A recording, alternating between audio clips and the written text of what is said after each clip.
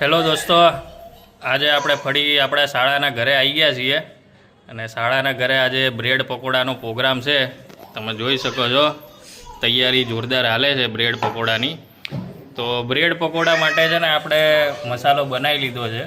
બટેકા અને કોથમીર ને મરચાં અને મિક્સ કરીને આપણે બ્રેડ પકોડાના મસાલો તૈયાર કર્યો છે. તમે જોઈ શકો છો આ રીતે બ્રેડ ઉપર ડાયરેક્ટ આને પાથરી દેવાનો અને હવે સીધો બ્રેડ પકોડાના મસાલાને આની ઉપર પાથરીને એની ઉપર આવી રીતે બીજી સ્લાઇસ મૂકી દેવાની અને 4 કટકા કરી નાખવાના.